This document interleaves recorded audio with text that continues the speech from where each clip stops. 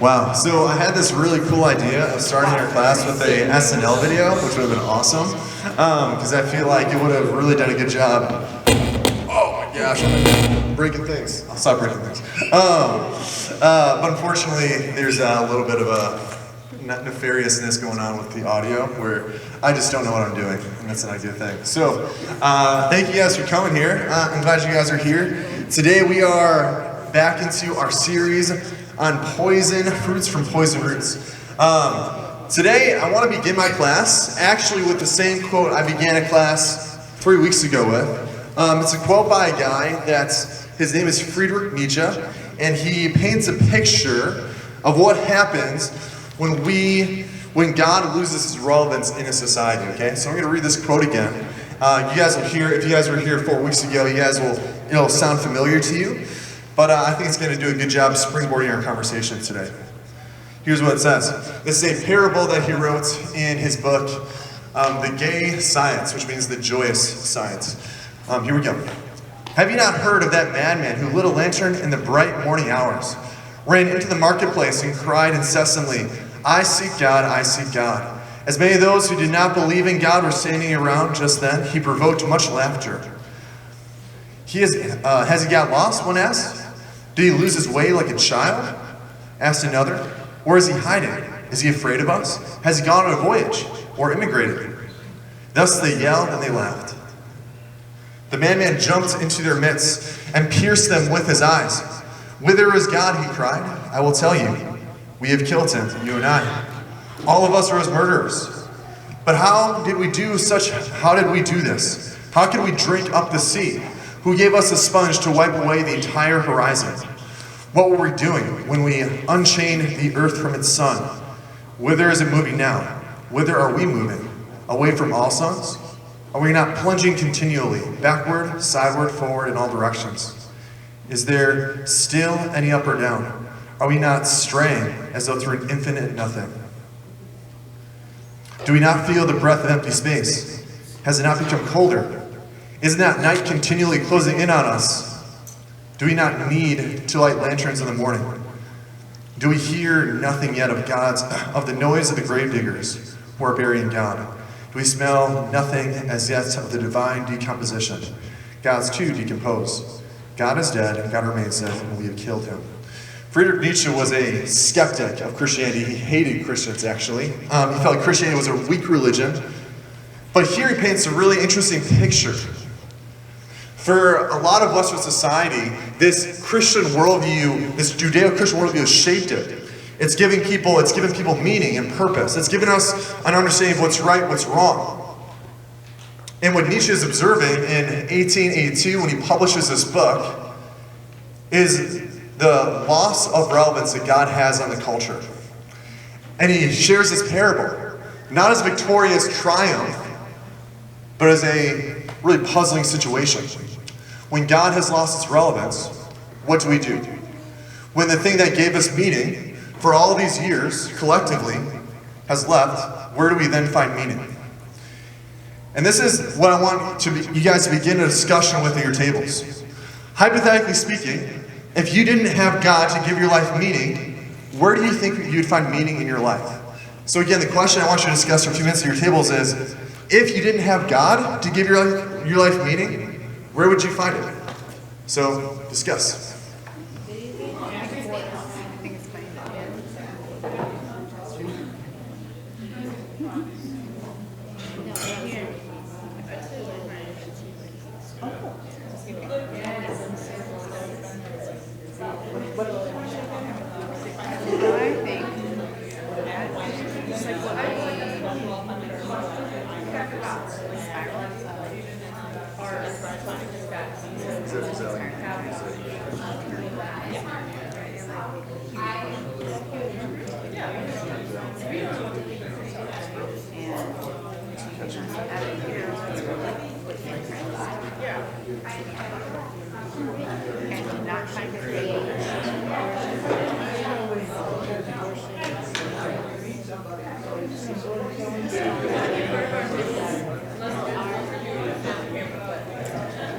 Eric talks to the camera.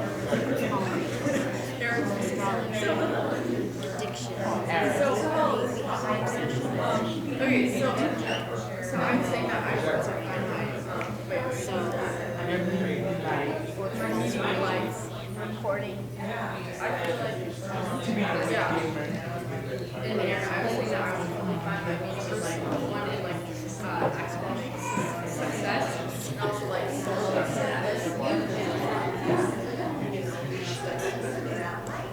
Yeah, I would be worshiping my family.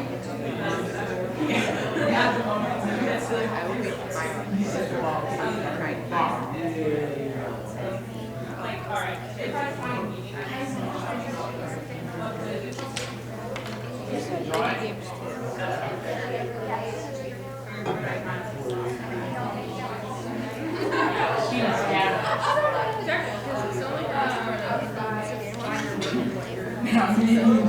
Take you another minute.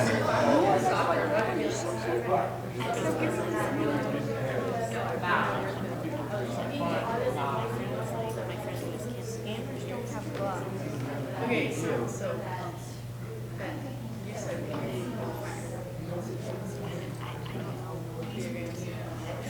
Besties.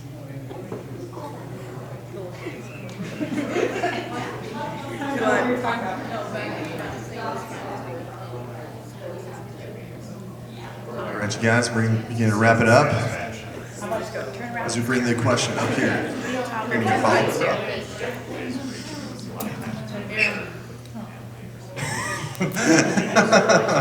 Just making your life miserable. All right, you guys. So I'm curious. Okay, let's bring the question back up to the front. So hypothetically, what did you guys discuss? If God didn't give your life meaning, which hopefully gives most of your lives meaning, right? If it doesn't, I can introduce you to Jesus, so we can talk about that.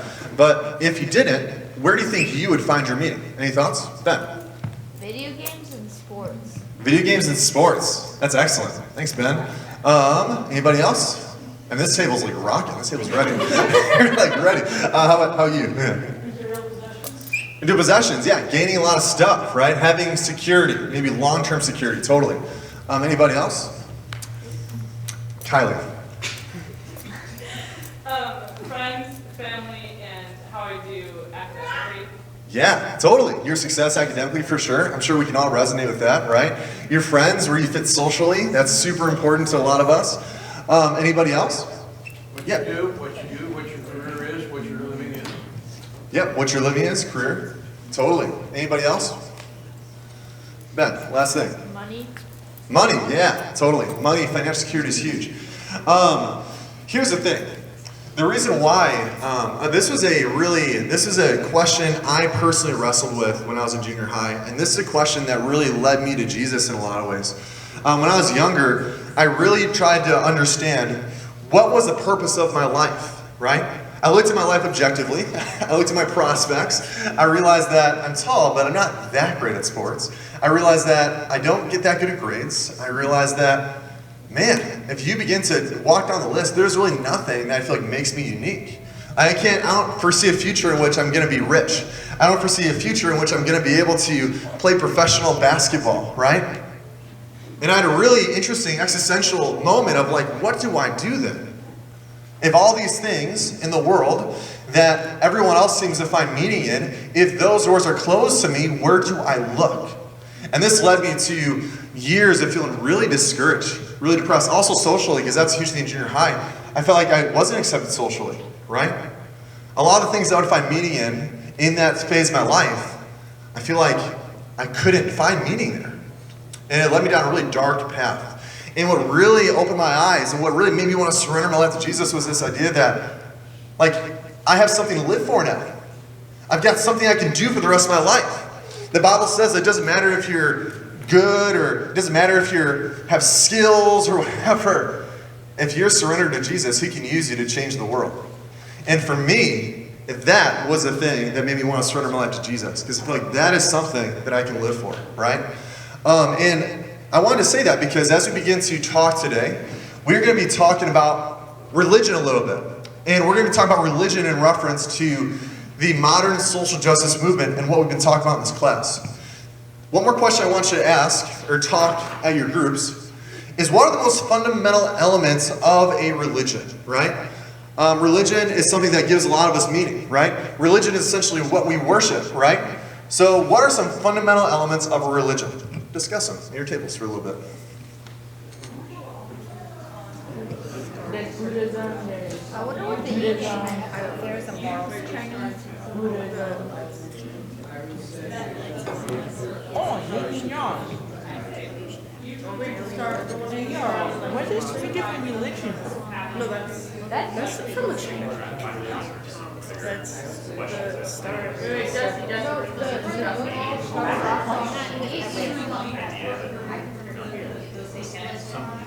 It would be you.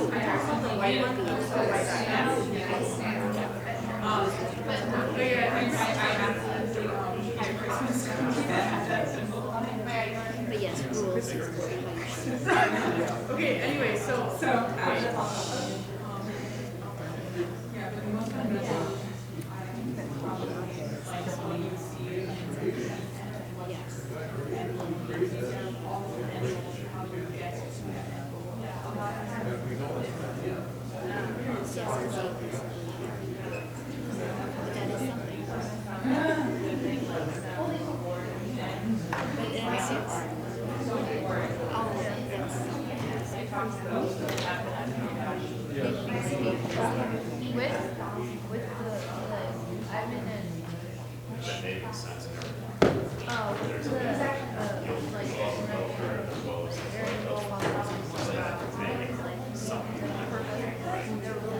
That's more Indian and Buddhism.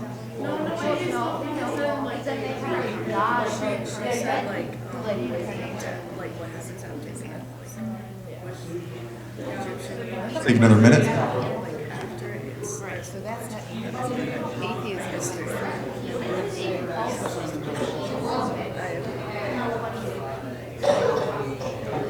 What that religion is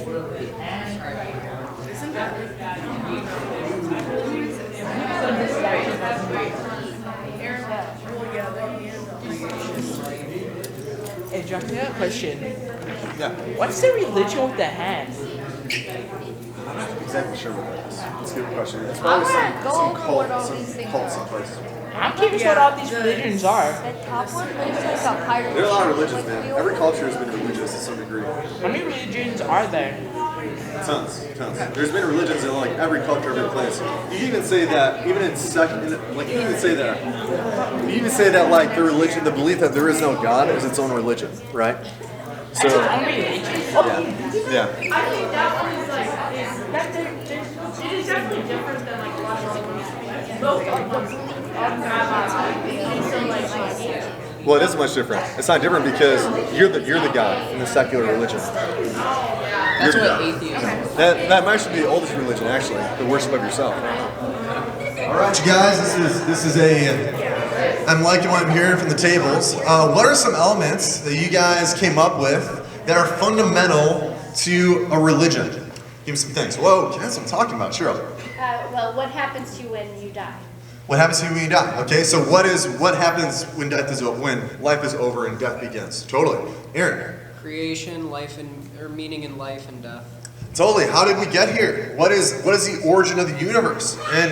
And based upon that, then what are we doing here? What's our purpose in it? Yes. Either a god, several gods, or the lack of gods. Gods and several god or lack of gods, which you could argue might also be a god. The lack of a god. It just is whatever. It's just a different object than is typically associated. Jesse. What is the meaning of life? What is the meaning of life? Fundamental question. Totally. Ben. The belief of like a higher power, even if it's not like a god, like of another person. Sure. The belief. someone who's in charge. Someone in charge. That's great, actually. That's actually a really good one. Gerald. So a faith, right, a common shared belief system is usually part of a religion. Yeah, common shared belief system is a core of a religion. Yeah, it seems like every religion seems to have its own sets of beliefs that you need to believe in order to be part of the religion, right? Yeah. I feel like a lot of them have like standards or requirements, or that end up in like a reward system of some kind. Like whether Sure. it's you're trying to find your reward over like this life and I don't know, live life to the fullest or whatever, or if your reward comes after death. Yeah, that's a great point. Can I rephrase what you said? There's like an incentive for moral behavior, essentially, right? So you're rewarded for living or acting a certain way within the confines of their religious system. Julia. Just add on to that, just like people's like based on like heaven and how to get to heaven, like the goals in which to get to heaven. That's great. Yeah, there needs for most religions there's some sort of like, what is the end goal of this, right? What are we living our life for? Where does this all end up? Totally. That's really wise, Julia. Ben. From like believing it, like trying to please like something that you believe in, like a higher power or God or something like that, trying to please it to like make your life better. That's a great one, Ben. That's another good one. Yeah, trying to please some higher power to make your life better, whatever that higher power is. You guys are really right. These are all really helpful. These are all, I think, really important keys of religion. And so what this class is all about, this class, just as a reminder, and this is relevant to the religion conversation in a second, but this class was one that I've been brewing in my head for like a year, because about a year ago when things started to go crazy with COVID and socially things started to go kind of AWOL, I really wanted to understand what was happening in our culture. I want to understand where the ideas that are present in our culture came from. What is the source of them, right? And over the course of the past, 9 months or so, I've done a lot of reading. Christian reading, but also secular reading. Trying to understand what are the ideas that are present now and where these ideas find their root in, okay? So I began the class, 4 weeks ago? 4 weeks ago, yeah. 4 weeks ago talking about postmodernism. Because as I began to think about it, as I did more reading, it seemed like there is a common root to a lot of what's happening in our culture right now, and that's the root of postmodernism, okay? Do you guys remember some of the fundamental tenets of postmodernism? Specifically, how they view truth and how they view power. There's a sheet that might have the answer to that on it. Rick, you want to take a stab? Truth is kind of whatever you want it to be, and well, your culture defines what truth is, basically. That's great, Brooke. Ben, you want to add to that? Yeah, and like you have whatever's true, like whatever you think is true to you. It's your truth. Also, with the power thing, wait, what was the second one? There's a postmodern political principle that has something to do with power. If you know that. Oh yeah, like the higher power decides what's right and wrong. You guys actually, man, these junior hires are on fire today. Holy cow. Or high schoolers too, I'm sorry, high schoolers too. They're just cooking. They actually nailed it. Yeah, so the two core principles of postmodernism that I talked about 4 weeks ago is one, the postmodern knowledge principle. And that's that objective truth is impossible to know, and what we recognize as true is socially constructed. This is what they believe about truth, and that's really important, right? The second one is their postmodern political principle, and that's that those in power determine reality. Those in power determine reality. Now, the reason I started here a few weeks ago, and we looked at 4 themes as well, which I'm not going to talk about, but we started 4 weeks ago because I wanted to help you guys see, is I feel like these two ideas, these two principles are kind of the root principles behind what's going on in our culture right now, okay? Now, the past 2 weeks, Cheryl's done a great job talking about critical theory, right? Which is an academic school of thought that is that postmodern kind of hijacked. I described postmodernism as a virus, where viruses mutate to become more infectious, right? So the second mutation of the postmodern virus is, I think, postmodernism manifesting itself in the school of critical theory, okay? And critical theory, from that larger school, there are things like critical race theory, post-colonial theory, queer theory, feminism, gender studies, disability, fat studies. These are all schools of thought that fall under critical theory, okay? And from those ideas, right, come what we're going to talk about today, the modern social justice movement. And James Lindsay, who I've referenced a lot, calls the modern social justice movement critical social justice, right? He wants to build a bridge between that and critical theory, okay? And today, we're going to talk about this third wave, this final mutation of the postmodern virus. And we're going to talk about what's going on in our culture right now, that I'm calling the modern social justice movement, okay? So that's where we're at today, and that's where we've been. Here we go. So, let's start with, what is the modern social justice movement, right? We hear social justice all the time, but what is the modern social justice movement? I'm just going to read it off the screen. The dictionary.com defines social justice as this. And it's also, and by the way, you guys should have, I'm going to be going through a lot of content, and there should be this on your table, which kind of goes through all the content on the slides. So you guys will have that accessible to you. If you want to follow along, you can. We also have pens, if you guys need pens that are up here. And yeah, you guys grab a pen if you need to, in case you want to put notes in the margins or whatever. But here's what dictionary.com defines social justice as. It defines it as the fair treatment of all people in society, including respect for the rights of minorities and equitable distribution of resources among members of a community. Equity is going to be a key word today, so just note that. My definition of the modern social justice movement is this. The social justice movement is the activist arm of critical theory. The mission of the critical theory is social activism in the service of deconstructing the West. This is done through activism and has manifested itself in the modern social justice movement. Right? So a simple way to think about what's going on right now with the social justice movement is this is critical theory, like acted upon, right? This is the activist branch of critical theory we've been talking about for a few weeks, okay? And here's what I want to say. Here is what I believe the mission of the modern social justice movement. And we'll get into this in a second. The modern social justice movement mission is to go and make wokesters. I say that in jest a little bit, just as a way to call people that just are all about the social justice movement. You can call them social justice warriors, whatever you want to call them, but yeah, through the principles of diversity, inclusion, and equity, using any means necessary, right? And what I mean by that is I'm sure you guys have heard the words diversity, inclusion, equity a lot recently. They've been really mainstream. And companies are incorporating these ideas, right? Politics is incorporating these ideas. It seems like schools are incorporating these ideas too. It seems like every single part of our society is incorporating these ideas of diversity, inclusion, and equity, right? And I believe this is the mission of the modern social justice movement. It's to infiltrate every system of society with their ideas in an effort to transform it. Okay? Now, what I want to do right now is I kind of want to walk through, and again, I'm just kind of going to fly through some content because I think this is important, but you know what? Actually, before we do that, what are you guys' thoughts? Do you guys have thoughts about what I just presented to you guys? Any thoughts? Yeah, Jim.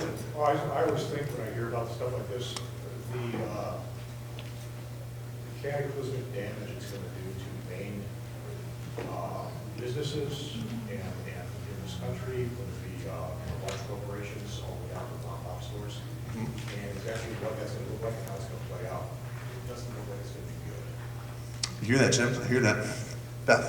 And I was just thinking, it all sounds good on the surface because there's little tiny elements of truth throughout, but there is no Jesus Christ here. There's no bigger picture of how God intervenes with that. It's just devoid of Christ. Yeah. And so unless we put Christ in the middle of that, it's not going to lead us into it. I love that, Beth. I want to comment on that in a second. Tyler. I think when you look at some of the concepts of it, it's great in concept, and the ideas behind it and the intentions behind it are great, but the implementation is very poor, and it creates some of the very problems it's trying to solve. Yeah, well, that's a good assessment. Actually, before we get to that, I just want to say one thing quick.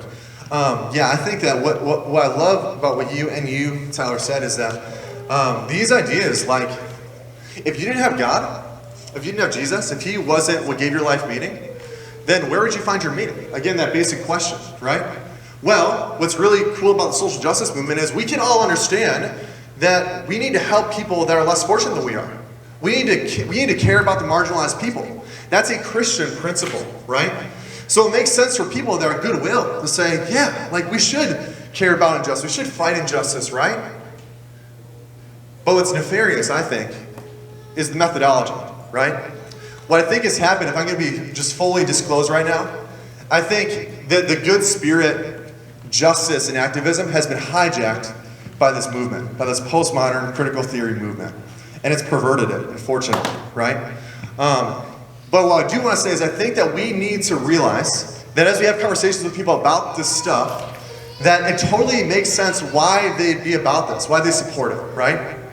And we need to realize that most people, when they think about this stuff, they're not thinking about the specific elements of critical theory or the postmodern root that it has. They just want to help people, and these words sound good, right? And it makes them want to adapt it, right? As Christians, we always have to operate under the principle of love and charity and understanding, right? What I'm trying to do with this class is help you guys see what's going on, right? And how to understand the culture as it is right now.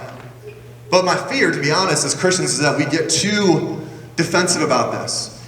And we get so passionate about how bad this is that we end up being jerks in how we communicate these ideas to people, right? That's not the purpose. The purpose is to equip you guys with a worldview and understanding of what's happening so you can, as a loving Christian, go into those places where these ideas are being shared and try to help them see why these ideas can be destructive, okay? So I just want to say that. Yeah. Yeah, I was just going to say, I think the part of that mission that is super important is the making posters. Like, there's a very key thing in mind when people think of, like, what is the goal for people to understand? And I assume that's what we're talking about next, but that leads to very different opinions of what diversity and equity and inclusion look like, because yes, you're supposed to be here on these issues because you're woke, which means that to you, this is what diversity and equity and inclusion look like. And so it's not just important that all these things be happening, because the goal is that people be woke and look at the world in this way. So you won't agree on what this means because you're not woke enough yet. So we need to get you woke, and then you'll be diverse in these ways and all these things. So I just think if you look at the mission, like that piece is critical. yes. Yeah. Ashley, thank you for sharing that. I hope the video got that, because that was a really great way of articulating that, right? The issue isn't diversity, equity, inclusion. The issue is what they mean by it and what they're trying to create through these things, right? And because they're thinking within this postmodern critical theory worldview, their definitions of diversity, inclusion, equity are different than what our definitions would be of those same things, right? So again, it's nefarious because it's deeply rooted, right? And it's powerful too. Julia. I've been thinking about equality and stuff like that, but I find it kind of interesting. I hope I am able to explain this enough. Diversity and stuff would be possible in the new earth, but in this old earth, it would never be possible for equality because there's so many different opinions, and even when we try all these equalities, always going to be something that's just not equal to somebody. So technically, people who are making something more equal are actually the people who are making it less equal. Julie, that's a really wise thing. What I do want to make you aware of is, we're talking about this in a second, but equity doesn't necessarily mean equality. And that's a trick. That's a little bit of a trick, right? Equity and equality aren't the same thing. But the principle of equality is also true what you're saying. That we should be pursuing equality, knowing that no matter what we do, people are going to be broken and sinful. And ultimately we can do all the work we can do to promote equality, right, which is different than equity, right, knowing that ultimately God is going to cause that to happen in the new heaven, new earth, right? That's a Christian worldview and equality, that we have to do our part in trying to create an equal place, right? Not equitable, equal place, right? And knowing that ultimately God is going to make things perfectly equal someday in heaven, right? But I think that's a really well articulated point. Yeah, Denny. Question. It sounds to me, and if I'm getting this right, this whole social justice system is based on the fact we're right, you're wrong, they don't have room for any other views. Yes. Okay. It's a worldview. It's a religion, as I'm going to talk about in a second, which you guys can cheat if you want to look at the charts on your tables. But here's what I want to do really quick. I want to go through diversity, equity, inclusion. I want to tell you what I think naturally the definitions of those words are, but what they actually mean by those definitions. Kind of what Ashley and what Julie are both talking about. Okay, so let's just walk through these. I'm going to go through them kind of fast, but they're on your sheet if you really want to hold these and remember what the difference is. Okay, so here we go. So, what we think they mean by diversity, okay? Here's what I think they would mean by diversity. That we should be about fostering diverse environments where we can learn and benefit from the differences that one another have, right? That's a really good, if that's what they mean by diversity, then I can totally get behind that, right? Unfortunately, here's what they actually mean by diversity. Diversity in the critical social justice usage, which is James Lindsay's way of the social justice movement, while occasionally claiming to be tolerant of differences of ideas and political viewpoints and nodding toward philosophical differences, focuses it, and actually, in reality, almost entirely on the physical and cultural differences, which it evaluates according to the critical social justice conceptions of privilege and marginalization. Simply put, diversity in the critical social justice usage tends to mean uniformity of viewpoint about ideological matters, and diversity simply on the basis of one's physical and cultural positioning, okay? So what they mean by diversity isn't diversity of ideas. It doesn't mean diversity of types of people, right? It simply means that you are woke and you're of a different color than other people. That's what they mean by diversity, right? And that's an important difference, right? Because again, we're viewing this within almost a religious way, right? Where I mean, honestly, to be a member of the church, you have to sign our doctrinal statement, right? There's a sense in which in order to be a member of our church and participate in our community and where you can vote, we kind of have to agree on the same principles of belief, right? That's exactly what's happening with how they use diversity. They want you to be diverse, but they want you to sign on to these core beliefs first, you know?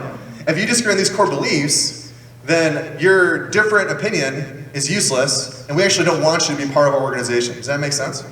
So essentially, the doctrinal statement they want you to sign off on is essentially this critical theory doctrinal statement, right? They want you to be woke, right? That's the primary thing. They won't accept diversity in that regard. Does that make sense? You guys see the difference? Cool. How about this one? What do they mean when they talk about inclusion? Okay, let's see. Well, here's what I think they mean. Here's what I think inclusion should mean, I guess, is that we should include people in our social groups regardless of what they look like or anything else about them that makes them different from us, right? Like inclusion, in my mind, says, yeah, come on in. You can come to my house, you can hang out with me. I'm not going to look at you and look at your color and say, oh man, you're this way, so stay away, right? I can totally get behind something like this definition of an inclusion, personally. But here's what they actually mean. This is long, so you might want to follow along in your paper. Inclusion means to create a welcoming environment specifically for groups considered marginalized. And this entails the exclusion of anything that could feel unwelcoming to any identity groups. This is because everything in critical social justice must be understood in terms of systemic power dynamics that it theorizes characterize all of social, if not material, reality. Thus, inclusion is an expansive concept that could apply to silencing certain ideas, usually in the name of safety and preventing the trauma or violence that such ideas could inflict upon progressives or those that are woke, who see them as ideologies that perpetuate systemic harm, right? So when they say inclusion, it means they want to be inclusive of social groups, but you can't say anything that could potentially maybe offend someone of a different social group, right? So they want inclusion, but you have to be really careful what you say, because if you offend them, then you're not practicing inclusion in your thinking, right? And that's against one of our values. Do you guys kind of get that? So if I include everybody of every race in this room right now, no matter what I say, I might offend somebody in that room, right? Because if I make any statement about culture or any statement about anything, it could risk offending somebody, right? Well, this inclusion idea is they should all be welcome in the room, but you can't offend any person, so you better be really careful what you say, and we're actually going to impose really strict speech codes as far as what you can and cannot say. That's what they mean by inclusion. Does that make sense? You get that? Yeah. I think this one is really where the rubber meets the road with the whole idea of why these words mean different things than what we might think they mean. Because if you take the idea that I can't say anything that might offend somebody else, that's going to necessitate the definition of diversity that you just explained before, right? And it's going to also necessitate the idea that that there is just a kind of a mono thought in the group. It doesn't matter what color your skin is or what your background is, as long as you all think the same way. This is going to necessitate those things. Yeah, for example, our church takes a pretty hard stance on like gay marriage, right? We believe that marriage is between one man and one woman. That's what marriage is defined, right? Someone that came into our church that didn't agree with that, they could really be offended by that idea that we hold, right? Inclusion would say, well, you got to change what you believe to be inclusive of them, right? That's the game inclusion plays. Where if you have a position, hold an idea, make a statement, right? That could, in some way, maybe make someone feel uncomfortable, then you're not being inclusive. And you need to control your speech in order for that to happen. Does that make sense? You guys get that? So that's what they actually mean by inclusion. What do they mean? What do they mean when they talk about equity? Well, here's what naturally I would think equity means. I think it means that everyone is treated equally and there's no social or cultural barriers to one's forward progress in life. That ultimately the road is clear for everybody. That we are trying actively to remove the barriers of people to being successful. If you work hard and you put in the hours, then you can be successful, right? It shouldn't matter what culture you're from, it shouldn't matter what color skin you have, regardless. That's what equity would mean to me naturally, right? And again, and this actually sounds a lot like equality, the way I define equity naturally, right? But again, this equity means something totally different. Again, this is on your sheet, so you can follow along, but you'll have it. In critical social justice, the meaning of equity takes pains to distinguish itself from that of equality. Where equality means that a citizen A, that citizen A and citizen B are treated equally, equity means adjusting shares in order to make citizens A and B equal. In that sense, equity is something like a kind of social communism. Communism. The intentional redistribution of shares, but not necessarily along lines of existing economic disparity, but in order to adjust for and correct current and historical injustices, both as they exist in reality and as have been drawn out by the various critical theories. Simply put, equity means equality of outcome, taking into account intersectional injustices and historical disparities, right? So the idea, and actually Kamala Harris did a really good video illustrating what equity means. It's that everyone ends up in the same place. Everyone ends up in the same place. And if one person, maybe because one statistical thing is that people with a higher IQ tend to make more money on average, right? So someone of a lower IQ, just their shot of making money isn't really there. That science is pretty hard, where IQ really does seem to correlate with long-term financial success, right? Which is actually a good thing. We want smart people to earn a lot of money.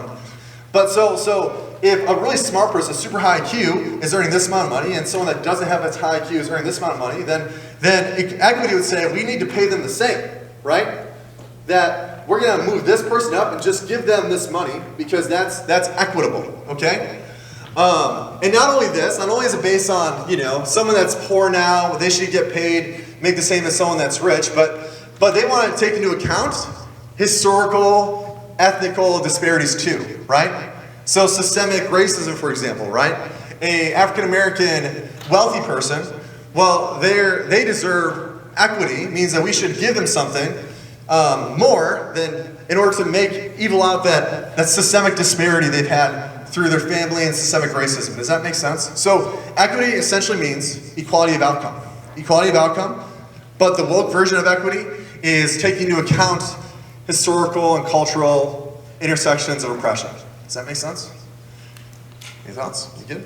So it kind of feels like, in political terms, equity would be defined as, instead of just bringing everybody to the same level of political opportunity, we need to actually reverse what the current system is and put those that have been marginalized in the past in a position of power, and those that are in a position of power marginalized in order to get to an equitable outcome at some point. Yes, that's actually a good point. That's a good distinguishing from just the word equity and the woke version of equity, right? The word equity means equal outcome, essentially, right? That's a pretty standard definition of equity. But the woke variation is that, well, if you have historical disparities, then you should get something extra to make up for that historical disparity. Does that make sense? So that's actually a good way to communicate that. Thanks. Anybody else? Tyler. This is a perfect example of where, in concept, it's great, but in actuality, it creates its own self-perpetuating problem that it's trying to solve. Instead of just saying, hey, you shouldn't have been down here, you should have been on our level, you should have been equal to us all this time, we're gonna put you right back where you should be, you're equal to us. It now puts them above. And in an attempt to get rid of the racism towards this group, it creates a racism towards this group. And it just flips the problem to the other side of the coin. That's good articulation, Tyler. Thanks. Jim, last comment. Yeah, I was just going to say, for the young people especially, this is basically a masking of changing culture from a capitalistic society to a communist or socialist society, which doesn't work. There's no socialist or communist society in the world that actually works. You can read Karl Marx. He wrote a book back in the 1800s that promoted all this stuff, promotes humanism and promotes the kind of philosophies that is exactly this, only this is masked under social justice.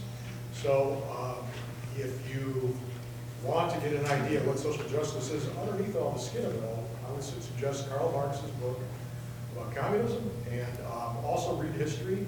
Pol Pot in the 1970s in Cambodia killed millions of his own people because of this same kind of thought pattern, flipping things around on its head. And there's other countries. Jerald can tell you about Venezuela. My wife can tell you about Zimbabwe, all of which are leaders of these countries that had Marxist ideas and did this, and it came to very bad conclusions, very bad things. Yeah, really quick, in that note, that's a good historical analysis. Jim, thank you for sharing that. A really good but very academic book, if you're really into reading and into reading difficult things. There's a book called The Great Leveler, and the subtitle is Violence and the History of Inequality from the Stone Age to the 21st Century. It's written by a professor at Stanford University, and it's a book that I read that took me a long time to read because it's just super dense with historical and economic information. But essentially, it's a really good book illustrating how some of the ways in which we've gone about trying to create equal societies really have not worked. And the only time there's been equal financial equality has been either through war, in which everyone becomes poor, or through revolution, which also everyone becomes poor in that scenario, right? So the West has done a pretty good job, comparatively, historically, in this regard. Okay, so where does this all leave us? I want to keep going. Where does this all eventually lead us, okay? Because I want to get to some at the end that's really important, because we want to get to how we should think about this as a Christian at the end. According to the religion of woke, the fundamental human problem is a problem of systemic power and oppression. That's important, right? So Christians, we believe the fundamental human problem is a problem of sin, right? They would view it as a problem of systemic power and oppression. Their solution to that problem is the overthrow of the system that has caused oppression. In our case, right here, that's the United States, right? By overthrowing the American system, they have the opportunity to install a new system based upon the values of their woke religion. Does that make sense? This is their mission. This is the end game, okay? And does that make sense? You guys get that? Just as here's a problem, here's our solution, here's the end game. Does that make sense? To really simplify it. Cool.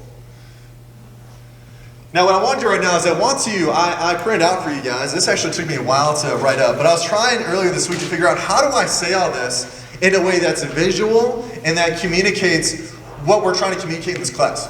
Well, you guys should have both of these at your table, and I encourage you to pull them out because my opinion, I guess, my informed opinion, I believe, is that what's been created in our culture through postmodernism, critical theory, and the social justice movement has been a religion in and of itself, right? And here's what I want to highlight. There is a fundamental worldview for the religion of woke, and as I'm calling it. And that's the idea of postmodernism. That's the fundamental worldview. They believe that's their opinion on truth, right? Again, the two principles we talked about earlier, that objective truth is impossible to know, and what we recognize as truth is socially constructed, right? And also, too, that those in power determine reality. Those are the underlying frameworks of thinking, the fundamental worldview of this woke religion. Then, as Jerald talked about the past couple of weeks, they also have doctrinal statement. They have doctrinal beliefs too, that they hold to as dogma, as we were talking about before. These dogma that they believe are manifested, I believe, in the schools of critical theory. Critical race theory, post-colonial theory, queer theory, feminism, and gender studies being the most influential ones, okay? And intersectionality is essentially the idea that you know, if you're queer and you're a minority and you're whatever, then there's an intersection of oppression that you've experienced. That's what intersectionality basically means. I do understand. Which then enables you to understand the world in a way more profound way than anybody else, based upon your intersections of oppression, okay? But then, not only is there a worldview, not only is there doctrinal beliefs and a dogma, but there's also a mission. And that's what we talked about today. Social justice is the mission. Their version of social justice is the mission. Go and make wokesters through diversity, equity, and inclusion. That's the mission statement of the social justice movement. And then not only do they have a mission, but they also have utopia. They have a heaven, which is crazy. And this heaven is revolution and new society. Okay?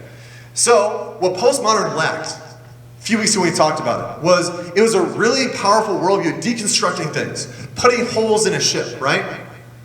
But didn't give anybody to live for. It didn't give anybody a thing to live for. It's hard to live for deconstruction. That's really difficult.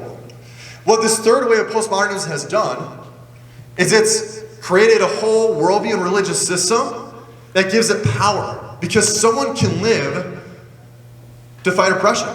Someone can live for social justice. It gives you a cohesive worldview, religion, belief system to give your life meaning, okay? The reason why I began our class looking at where do we find meaning in our life, what gives our life meaning, is because what we're seeing today is because God has lost his relevance in our society. We've seen people looking for a place to find meaning, right? And looking to find purpose. And the thing that's risen up, especially the past couple of years, has been the religion of woke. And this gives people something to live for. It gives them things to believe. It gives them a fundamental worldview to adopt. And that makes it really powerful. And really infectious too. And what's even more tricky is that they've actually diagnosed a real problem. The problem being oppression. The problem being that marginalized groups. From a Christian perspective, because I give you another sheet that said the Christian worldview, kind of mapping out in a similar way. Christians believe that Yahweh is the creator of all things, including us. That's a fundamental worldview Christians have, is that God is a creator, he has determined a reality, he has made humans. Our job is to glorify and live for him, right? We also have core doctrine or dogma. These are manifested in the 9 or whatever categories of systematic theology that are pretty common, okay? This forms what we believe to be true. The Christian movement, their mission, our mission, is to make disciples through baptizing and teaching, right? And we do that through the church, we do that through family, through extended compassion, and personal evangelism as a couple things, ways in which we do that. And then finally, our utopia, our heaven, is a new creation and the second coming of Christ, right? There are clear parallels between wokeism and a religious system like Christianity. Now, the thing that Christianity does well is I think they've actually rightly identified the problem. They have identified the core problem. The issue is there is marginalization. There is injustice. That's a real issue. But the core issue behind that is the issue that we're all broken. That we're all separated from God. That we're all selfish. Right? And that we hate what is good and love what is evil. But what's really cool about the Christian worldview is Jesus has solved that problem. Christ has made us new creations. He has set us free from our slavery to sin and death, right? He has liberated us from our sin and made us able to live the life we've been called to live, right? And he's given us a mission to spread his kingdom, to set more people free through the power of the gospel, so that they don't have to live in this selfish, sinful way anymore. And so that they can ultimately enjoy the beauty of the new creation where they can live with Jesus for eternity, right? And what's really cool, I think, about the Christian worldview is I think the Christian worldview actually does solve the problem that the woke religion is trying to solve in a better way. So, what I want you to talk about your tables for a minute or two is, does a Christian approach to justice do a better job at solving the justice problem than the woke approach? And if so, why? Okay? Go for like a minute. Go.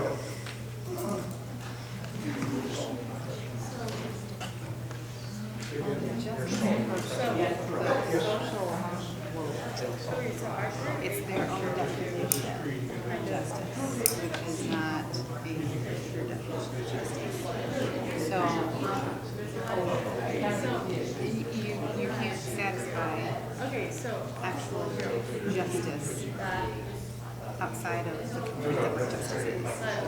which is the means of justice.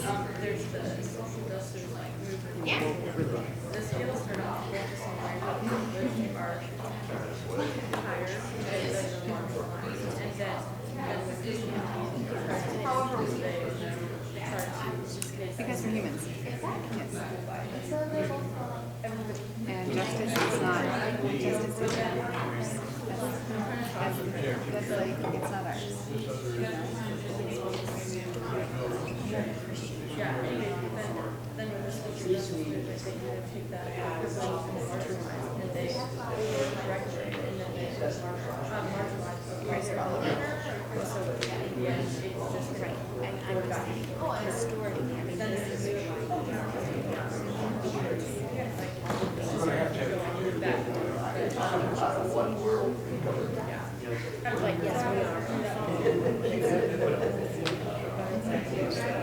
Take about 30 more seconds. That material will satisfy that itch in something. So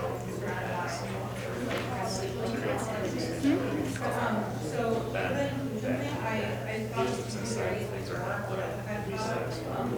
was very does not satisfy.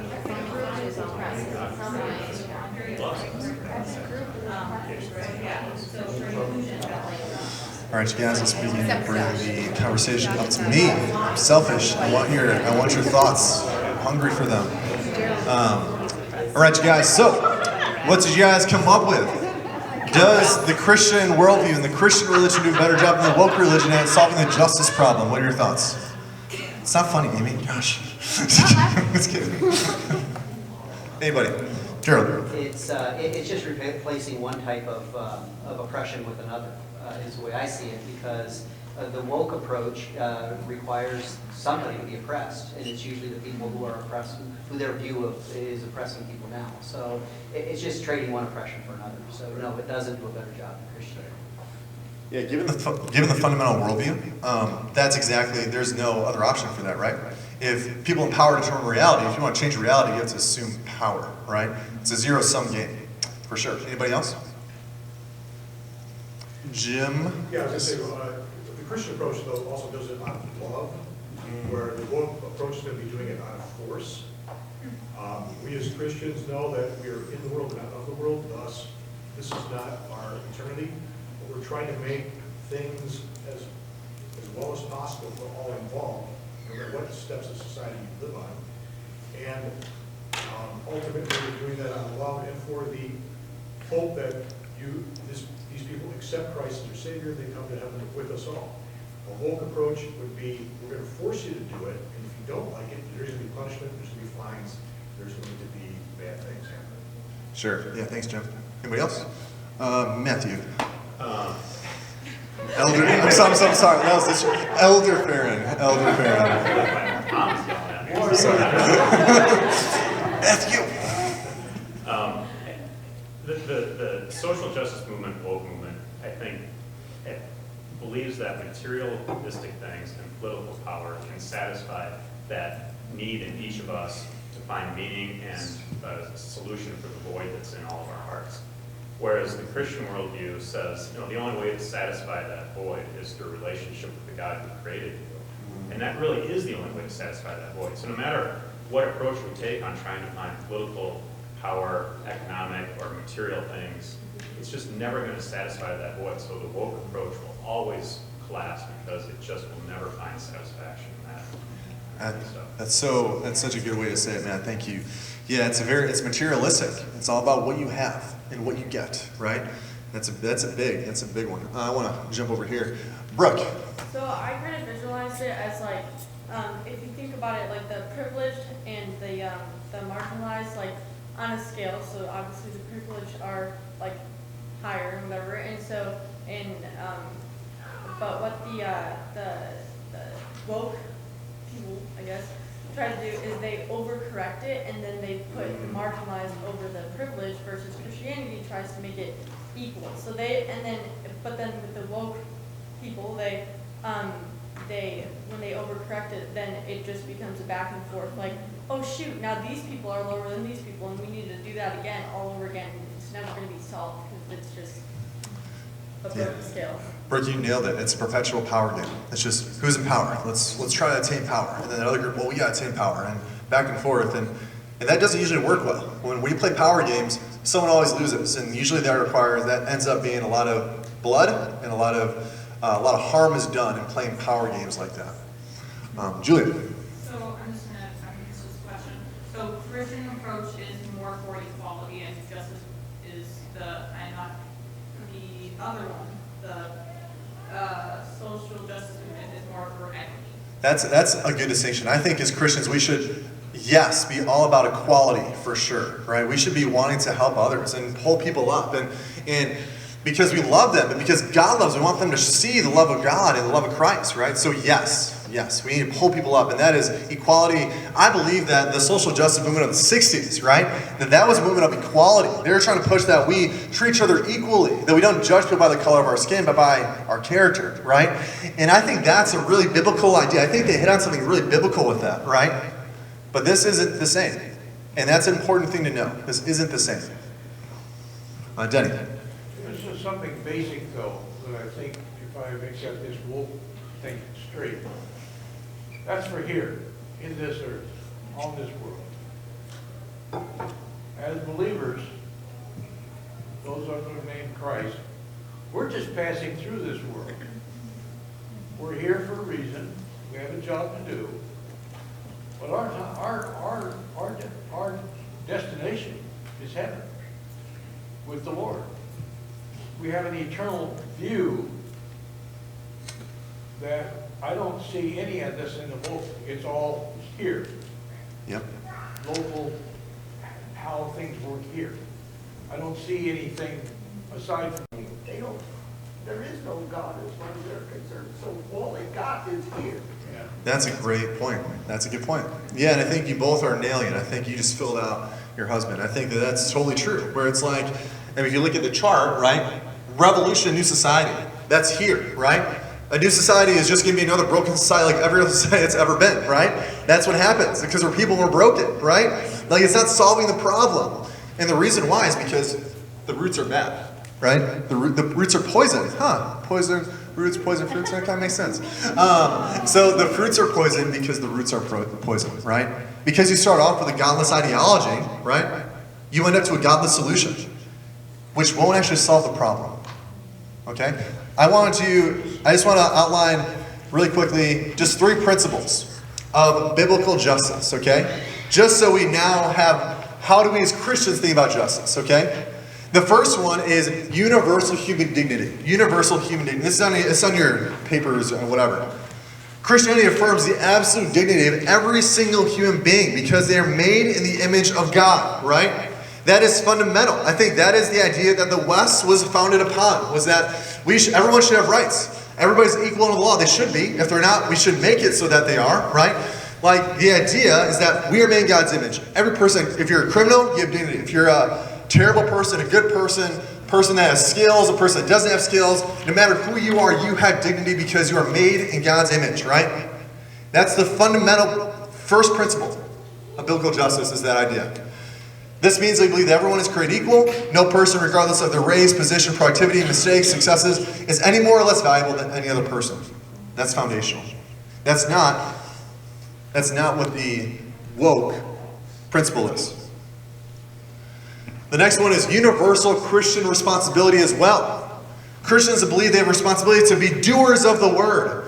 Being a doer of the word means that you don't just read God's word, but actively obey God's word without compromise, right? Christians are called to do what the Bible says the way the Bible says it, right? That's our job. The final one is universal Christian action on behalf of the least of these. I preached on this a few weeks ago, back in early January. Christians believe that we have a biblical responsibility to care for the least of these. The Old and New Testaments speak repeatedly about the necessity of caring for the least of these. But there is a biblical way of doing this and a non-biblical way of doing this, right? So as a Christian, every person has dignity. We need to obey the word, and we have a responsibility to stand up and fight for the causes of the marginalized, right? But we have to do it the way the Bible tells us to do that, not the way postmodernism tells us to do that. Does that make sense?